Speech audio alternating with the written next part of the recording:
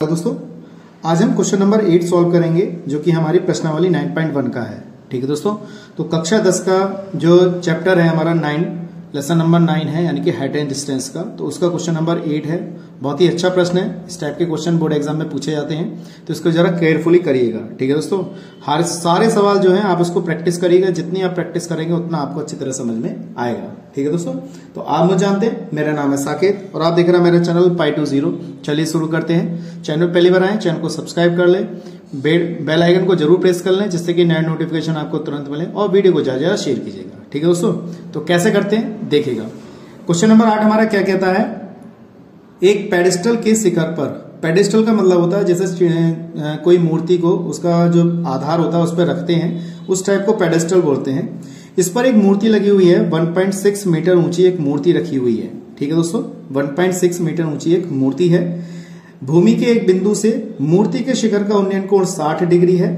कितना कोण दिया है? 60 डिग्री दिया है, मतलब मूर्ति के शिखर का, यानी कि मूर्ति का जो मुंह है उस पर जो उन्नयन कोण है वो 60 डिग्री बनना है। और उसी बिंदु से पेडिस्टल के शिखर का जो कोण दे रखा है वो कितना दे रखा है? हमें 45 डिग्री दे रखा है। ठीक है दोस्तों, ये बात आपको ध्यान में रखनी है अच्छी तरीके से। तो ये अच्छी तरह समझ में आना चाहिए कि क्या इसमें क्वेश्चन के बारे में उसने कहा है। ठीक है दोस्तों, ये तो मूर्ति का शिखर का दे दिया, और ये पेडिस्टल का शिखर, यानी कि पेडिस्टल हमारा ये है। मान लीजिए मैंने चित्र बनाया है, तो एक ये हमारा पेडिस्टल है जिसपे मूर्ति रखी गई है यहां तक। तो ये कह रहा है मूर्ति का जो शिखर है वो ये मूर्ति है हमारी, 1.6 मीटर ऊंची है। इसका जो शिखर है उसका कोण तो 60 डिग्री बनना है, और जो पेडिस्टल है इसका शिखर जो है उस पर 45 डिग्री का कोण बनना है। वो कह रहा है मूर्ति जो है कितनी, पेडिस्टल जो है कितना ऊंचा है वो ज्ञात करो। पेडिस्टल की ऊंचाई ज्ञात करा रहा है, जबकि मूर्ति की ऊंचाई हमें दे रखी है 1.6 मीटर। तो भाई हमने क्या किया, इसको h मान लिया, यानी कि PQ को मैंने कितना मान लिया? h मान लिया, और पूरी दूरी जो है हमारी h प्लस 1.6 हो जाएगी। क्यों? क्योंकि ये इसमें ऐड हो जाएगा।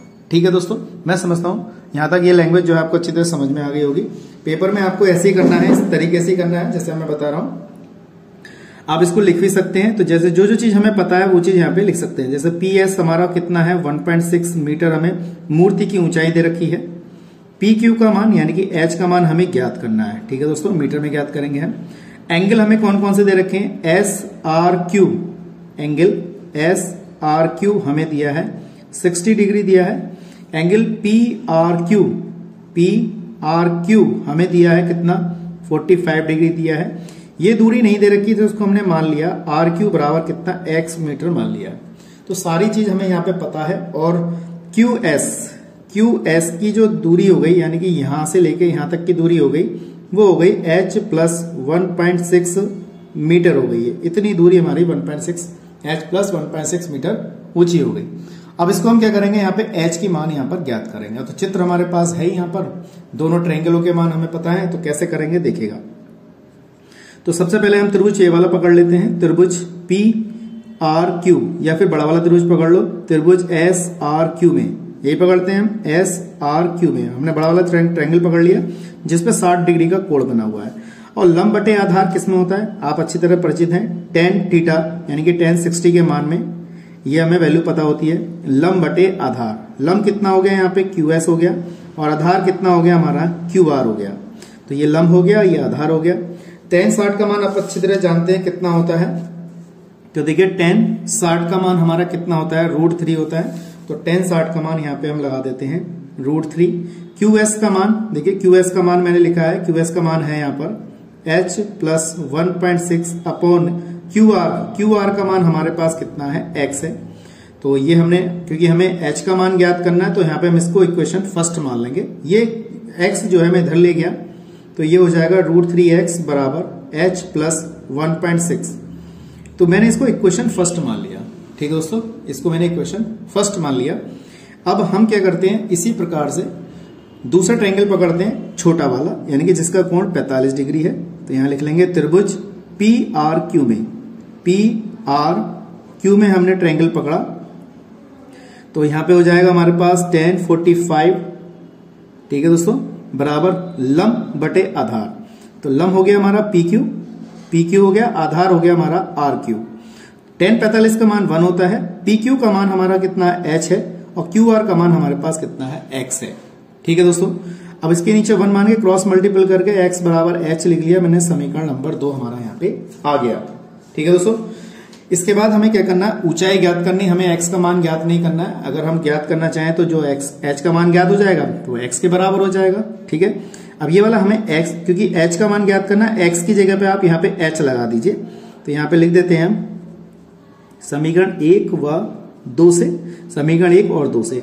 तो मैंने h इसकी x की जगह पे h लगा दिया। यहाँ पर देखिएगा, इस x की जगह पे क्या लगा दिया, h लगा दिया, h प्लस 1.6 हो गया। तो ये हो गया √3h, इसको मैं इधर लिया है, इस टाइप से हो गया 1.6 हो जाएगा। यहां से देखिए h कॉमन आ रहा है तो √3 माइनस का 1 बराबर 1.6 हो गया। ये गुणा वाला पद कहां चला जाएगा, बटे में चला जाएगा। तो 1.6 अपॉन में √3 माइनस 1। आप चाहें तो आंसर यहां पे भी छोड़ सकते हैं, लेकिन आपको पता है कि रूट वाली संख्या कभी भी बटे में नहीं छोड़ी जाती। ठीक है दोस्तों, तो हम क्या करेंगे, यहाँ पे इसका परिमेयकरण करेंगे। तो 1.6 अपॉन में √3 माइनस 1 है, तो इसके विपरीत चिन्ह से मल्टीप्लाई कर दीजिए। √3 प्लस 1 अपॉन में √3 प्लस 1। इस तरीके से मैंने यहाँ पे मान लगा दिया। तो h बराबर 1.6 √3 प्लस 1 हो जाएगा। अब आप इस फॉर्मूले को अच्छी तरीके से जानते हैं, a minus b a plus b, यानी कि a square minus b square, यानी कि a की जगह पे √3 का स्क्वायर और b पे कितना 1 का स्क्वायर, इस टाइप से लिख लिया हमने। तो 1.6 ब्रैकेट में √3 प्लस का 1 हो जाएगा। ये √3 का वर्ग करेंगे तो रूट हट जाएगा, 3 बचेगा, 1 का वर्ग 1 ही होता है। ठीक है दोस्तों, ये हो जाएगा h बराबर 1.6 √3 प्लस का 1, इसमें से 2 घटा दिया, इसको आप कैंसिल कर दीजिए, 0.8 आ जाएगा। तो h बराबर हमारे पास क्या आया, 0.8 ब्रैकेट में √3 प्लस 1। ये हमारा क्या आ गया इसका आंसर, ये हमारी ऊंचाई आ गई पेडेस्टल की। अगर आप चाहें तो √3 का मान अगर दे रखा होगा तो आप 1.732 यहाँ पे लगा सकते हैं। लगाने के बाद उसमें ऐड कर दीजिए और मल्टीप्लाई करके जो आएगा वो हमारा आंसर आएगा। तो मैं समझता हूँ आपको अच्छी तरह क्वेश्चन समझ में आ गया होगा। अगर कोई दिक्कत है तो कमेंट बॉक्स में मुझे बताइएगा और कमेंट जरूर करिएगा, जिससे कि हमें पता चले कि आपने हमारी वीडियो देखी है। ठीक है दोस्तों, तो आशा करता हूँ आपको अच्छी तरह सवाल समझ में आया होगा। कोई दिक्कत है तो कमेंट बॉक्स में बताइएगा। ठीक है दोस्तों, अगला क्वेश्चन कराएंगे।